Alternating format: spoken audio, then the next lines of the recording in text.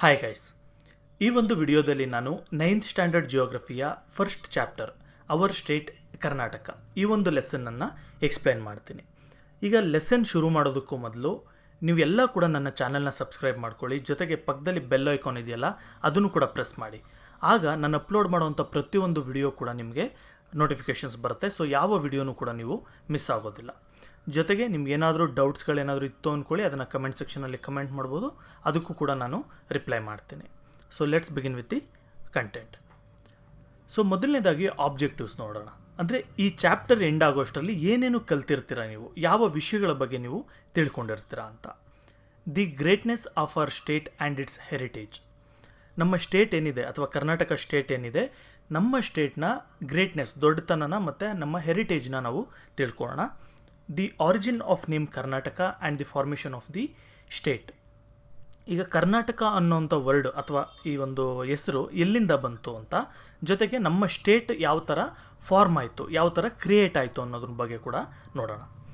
ಇಷ್ಟೇ ಅಲ್ಲದೆ the geographical location, size, land and water frontiers and neighbouring states of Karnataka. ಇಷ್ಟೇ ಅಲ್ಲದೆ ನಾವು ಜಿಯೋಗ್ರಫಿಕಲ್ ಲೊಕೇಶನ್ ಎಲ್ಲಿ ಬರುತ್ತೆ ಕರ್ನಾಟಕ, ಮತ್ತು ಎಷ್ಟು ದೊಡ್ಡದಿದೆ, ಮತ್ತು ಲ್ಯಾಂಡ್ ಬಾರ್ಡರ್ ಎಷ್ಟಿದೆ, ವಾಟರ್ ಬಾರ್ಡರ್ಸ್ ಎಷ್ಟಿದೆ, ಮತ್ತು ಕರ್ನಾಟಕಕ್ಕೆ ನೈಬರಿಂಗ್ ಸ್ಟೇಟ್ಸ್ ಯಾವ್ಯಾವುದಿದೆ, ಇದೆಲ್ಲದ್ರ ಬಗ್ಗೆ ಕೂಡ ನಾವು ಈ ಚಾಪ್ಟರಲ್ಲಿ. Origin of the name. The name Karnataka has been in use from ancient times. ನೋಡಿ, ಕರ್ನಾಟಕ ಅನ್ನೋಂಥ ವರ್ಡನ್ನ ತುಂಬ ಕಾಲದಿಂದ ಯೂಸ್ ಮಾಡ್ತಾ ಇದ್ವಿ. This land use to be called Karunadu. ಈ ಜಾಗನ ಕರ್ನಾಟಕನ ಮೊದಲು ಕರುನಾಡು ಅಂತ ಕರಿತಾ ಇದ್ರು. ಅದರ ಅರ್ಥ ಏನು? ಕರ್ ಅಂತ ಹೇಳಿದ್ರೆ ಬ್ಲ್ಯಾಕ್ ಅಂತ, ನಾಡು ಅಂತ ಹೇಳಿದ್ರೆ ಜಾಗ, ಲ್ಯಾಂಡ್ ಅಂತ ಅರ್ಥ. ಸೊ ಕರುನಾಡು ಅಂತ ಹೇಳಿದ್ರೆ a land of black soil, ಅಂದರೆ ಕಪ್ಪು ಮಣ್ಣು ಇರುವ ಜಾಗ. The word Karunat refers to Karnataka in ancient Tamil work Silappadikaram. ನೋಡಿ, ಇಷ್ಟೇ ಅಲ್ಲ, ಇಲ್ಲಿ ಒಂದೇ ಕಡೆ ಮೆನ್ಷನ್ ಆಗಿದೆ ಅಂತಲ್ಲ, ಹಳೆಯದೊಂದು ತಮಿಳ್ ಬುಕ್ ಇದೆ, ತುಂಬ ಹಳೆಯ ಕಾಲದ ಬುಕ್ ಅದು, ಶಿಲಪ್ಪಡಿಕರಂ ಅಂತ. ಅದರಲ್ಲೂ ಕೂಡ ಕರ್ನಾಟಕನ ಕರುನಾಟ್ ಅಂತ ಮೆನ್ಷನ್ ಮಾಡಿದ್ದಾರೆ. ಸೊ ಏನು ಕರುನಾಟ್ ಅಂದರೆ? Karunat means the land which is on a elevated plateau. Karunat ಅಂದರೆ ಏನು? ಅವರ ಒಂದು ತಮಿಳ್ ಭಾಷೆ, ಹಳೆಯ ತಮಿಳ್ ಭಾಷೆ ಪ್ರಕಾರ ಹೈಟಲ್ಲಿರುವಂಥ ಜಾಗ.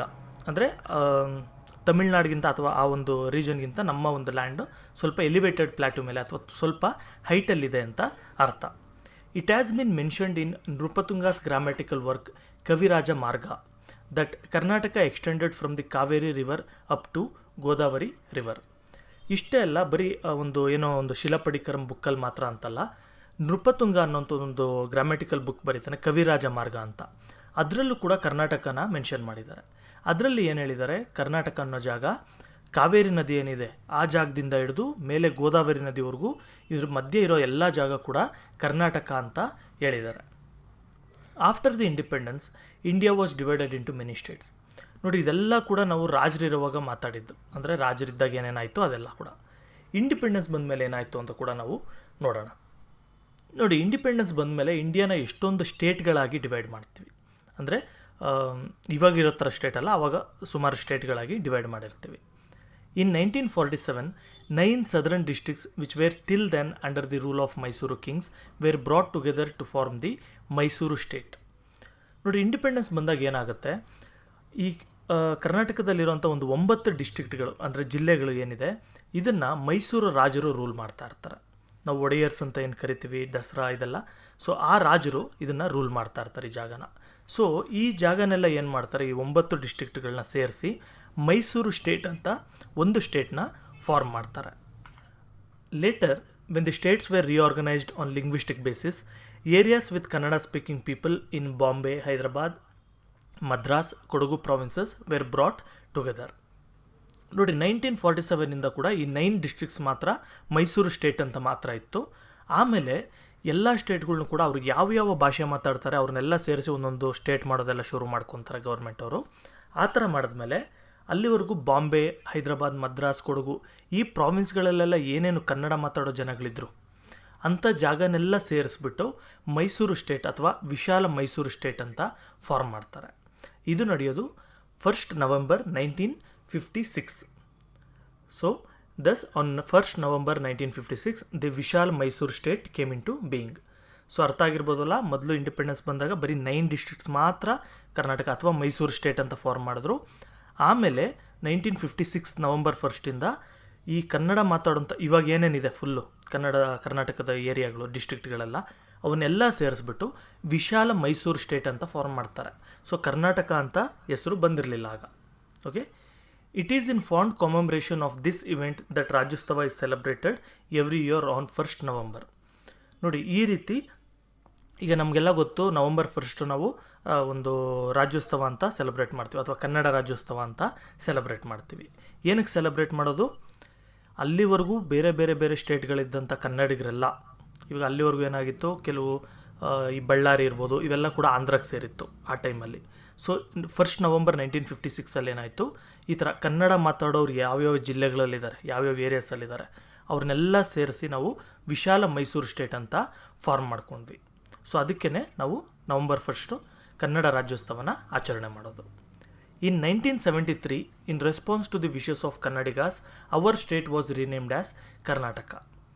ನೋಡಿ, 1956 1 ನವಂಬರಲ್ಲಿ ಏನಿತ್ತು, ವಿಶಾಲ ಮೈಸೂರು ಸ್ಟೇಟ್ ಇತ್ತು. ಆದರೆ 1973 ಏನಾಗುತ್ತೆ, ಎಲ್ಲರೂ ಸೇರಿಸ್ಬಿಟ್ಟು ಕನ್ನಡಿಗರೆಲ್ಲ ಸೇರಿ ಏನು ಹೇಳ್ತಾರೆ, ಬರೀ ಮೈಸೂರು ಸ್ಟೇಟ್ ಅಂತ ಇರೋದು ಮಾತ್ರ ಬೇಡ, ನಮ್ಮದು ಹೆಸರು ಚೇಂಜ್ ಮಾಡೋಣ ಅಂತ ಹೇಳ್ಬಿಟ್ಟು ಕರ್ನಾಟಕ ಅನ್ನೋಂಥ ಹೊಸ ಹೆಸರನ್ನ ಇಡ್ತಾರೆ.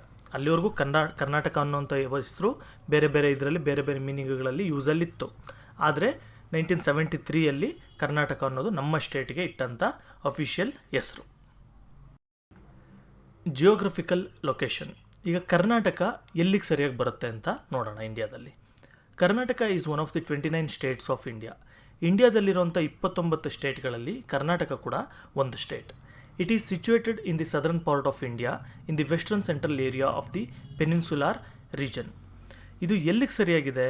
ಇದು ಸೌತ್ ಇಂಡಿಯಾದಲ್ಲಿ ಬರೋವಂಥದ್ದು. ನೋಡಿ, ಸೌತ್ ಇಂಡಿಯಾ ಅಂದರೆ ಗೊತ್ತಾಯ್ತು, ಇಲ್ಲಿ ಸ್ಟೇಟ್ ನೋಡ್ಬೋದು ನೀವು ಎಲ್ಲಿಗೆ ಸರಿಯಾಗಿ ಬರುತ್ತೆ ಅಂತ. ಸೊ ಸೌತ್ ಇಂಡಿಯಾದಲ್ಲಿ ಬರುತ್ತೆ, ಜೊತೆಗೆ western central area. So west ಸೈಡ್ಗೆ ಸೆಂಟ್ರಲ್ ಬರುತ್ತೆ, ಅಂದರೆ ಮೇಲೇನೂ ಅಲ್ಲ ಕೆಳಗೂ ಅಲ್ಲ, ಮಧ್ಯದಲ್ಲಿ ಬರುತ್ತೆ ಸೆಂಟ್ರಲ್ಲಿ, ಜೊತೆಗೆ ವೆಸ್ಟ್ ಸೈಡ್ಗೆ ಬರೋವಂಥದ್ದು. ಇದು ಕರ್ನಾಟಕ ಸ್ಟೇಟ್.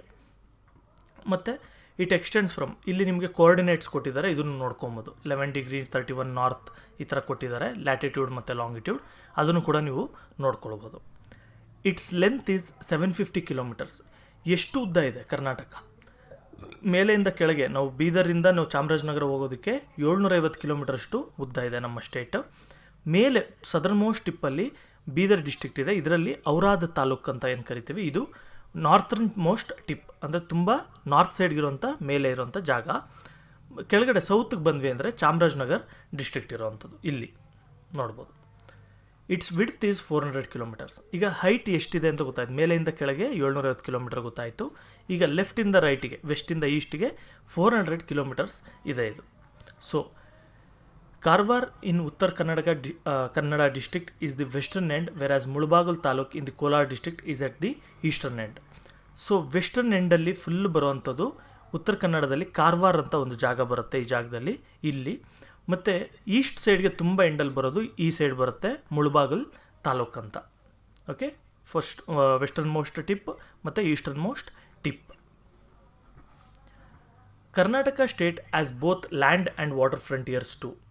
ನೋಡಿ, ಕರ್ನಾಟಕಕ್ಕೆ ಬರೀ ಲ್ಯಾಂಡ್ ಬಾರ್ಡರ್ ಮಾತ್ರ ಇಲ್ಲ, ಫ್ರಂಟಿಯರ್ಸ್ ಅಂದರೆ ಬಾರ್ಡರ್ ಅಂದ್ಕೊಳ್ಳಿ. ನಮಗೆ ಲ್ಯಾಂಡ್ ಬಾರ್ಡರು ಇದೆ, ವಾಟರ್ ಬಾರ್ಡರ್ ಕೂಡ ಇದೆ. ನೀವು ಇಲ್ಲಿ ನೋಡ್ಬೋದು, ಇದೆಲ್ಲ ಕೂಡ ಈ ಸೈಡೆಲ್ಲ ಲ್ಯಾಂಡ್ ಬಾರ್ಡರ್ ಇದೆ, ಈ ಸೈಡ್ ನಮಗೆ ವಾಟರ್ ಬಾರ್ಡರ್ ಇದೆ, ಮಂಗಳೂರು ಉಡುಪಿ ಆ ಕಡೆಗೆ. The Arabian sea in the west, states of Maharashtra in the north, Andhra Pradesh in the east, Tamil Nadu in the south and south east, Kerala in the south west and Goa in the north west form its frontiers. ನೋಡಿ, ನಮ್ಮ ಒಂದು ಕರ್ನಾಟಕದ ಬಾರ್ಡರ್ಗಳು ಯಾವ ಥರ ಇದೆ ನೋಡಿ. West ಸೈಡಿಗೆ ನೋಡಿದ್ವಿ ಅಂದರೆ ಅರೇಬಿಯನ್ ಸಿ ಇದೆ, ಇಲ್ಲಿ ನೋಡ್ಬೋದು ನೀವು, ಈ ಸೈಡೆಲ್ಲ ಕೂಡ ಅರೇಬಿಯನ್ ಸಿ. ನಾರ್ತ್ ಸೈಡಿಗೆ ನೋಡಿದ್ವಿ ಅಂದರೆ ಏನಿದೆ, ಓಕೆ, ಇಲ್ಲಿ ಮಹಾರಾಷ್ಟ್ರ ಇನ್ ದಿ ನಾರ್ತ್ ಸೈಡ್ಗೆ ಏನಿದೆ, ಮಹಾರಾಷ್ಟ್ರ ಇದೆ. ಜೊತೆಗೆ ರೈಟ್ ಸೈಡ್ಗೆ ಅಥವಾ ಈಸ್ಟ್ ಸೈಡ್ಗೆ ಇವಾಗ ಏನಿದೆ, ಆಂಧ್ರ ಪ್ರದೇಶ್ ಇದೆ. ಆದರೆ ಇದು 2 ಸ್ಟೇಟ್ ಆಗಿದೆ, ಆಂಧ್ರ ಪ್ರದೇಶ್ ಮತ್ತು ತೆಲಂಗಾಣ, ಎರಡೂ ಕೂಡ ಈಸ್ಟಿಗೆ ಬರೋವಂಥದ್ದು. Next Tamil Nadu in the south, ನೋಡಿ ಕೆಳಗಡೆಗೆ ತಮಿಳ್ನಾಡು ಇರೋವಂಥದ್ದು. ಆಮೇಲೆ ಇದು ಕೇರಳ ಇನ್ ದಿ ಸೌತ್ ವೆಸ್ಟ್ಗೆ, ಅಂದರೆ ಸೌತ್ ಸೈಡು ವೆಸ್ಟ್ಗೆ ಕೇರಳ ಕೂಡ ಇರೋವಂಥದ್ದು. And Goa in the north west. ಮತ್ತು ಇನ್ನೊಂದು ಚಿಕ್ಕ ಸ್ಟೇಟ್ ಇದೆ ಇಲ್ಲಿ, ಗೋವಾ ಅಂತ, ಇದು ನಾರ್ತ್ ಮತ್ತು ನಾರ್ತ್ ವೆಸ್ಟಲ್ಲಿ ಇರೋವಂಥದ್ದು. ಇದೆಲ್ಲ ಸೇರಿ ನಮ್ಮ ಒಂದು ಕರ್ನಾಟಕದ ಬಾರ್ಡರ್ಗಳು ಆಗುವಂಥದ್ದು. The shape of Karnataka resembles A cashew nut. ನೋಡಿ, ಕರ್ನಾಟಕನ ನೋಡಿದ್ರೆ ಒಂದು ಕ್ಯಾಶ್ಯೂ ನಟ್ ಶೇಪಲ್ಲಿ ಇದೆ. ಕ್ಯಾಶ್ಯೂ ನಟ್ ಅಂದರೆ ಗೋಡಂಬಿ ಅಂತ, ಗೋಡಂಬಿ ಶೇಪಲ್ಲೇ ಇರುತ್ತೆ Karnataka.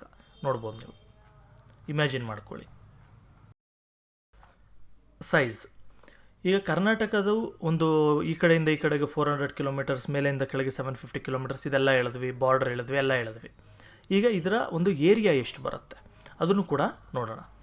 Karnataka stretches over an area of 1,91,791 square kilometres. ನೋಡಿ, ಕರ್ನಾಟಕ ಇಷ್ಟು ಏರಿಯಾದಲ್ಲಿದೆ. ಇದು ಮ್ಯಾಥ್ಸ್ ಮಾಡಿದ್ರೆ ನಿಮ್ಗೆ ಗೊತ್ತಾಗಿರುತ್ತೆ ಏನು ಸ್ಕ್ವೇರ್ ಕಿಲೋಮೀಟರ್ ಅಂತ. It is India's 8th largest state with no regard to area and according to 2011 census it has the 9th position with a population of 6,11,30,704. ನೋಡಿ, ಇಂಡಿಯಾದಲ್ಲೇ land wise ತೊಗೊಂಡ್ವಿ ಅಂತ ಹೇಳಿದ್ರೆ ಅದರಲ್ಲಿ 8th ಪೊಸಿಷನಲ್ಲಿದೆ ನಮ್ಮ ಒಂದು ಕರ್ನಾಟಕ. ಅಂದರೆ ಟಾಪಲ್ಲಿ ತುಂಬ ದೊಡ್ಡ ಸ್ಟೇಟ್, ಅದ್ರ ನೆಕ್ಸ್ಟ್ ಅಂತ ತೊಗೊಂಡ್ರೆ 8th ಪೊಸಿಷನಲ್ಲಿ ಕರ್ನಾಟಕ ಇರೋವಂಥದ್ದು. ಇದು ಏರಿಯಾ ವೈಸಲ್ಲಿ.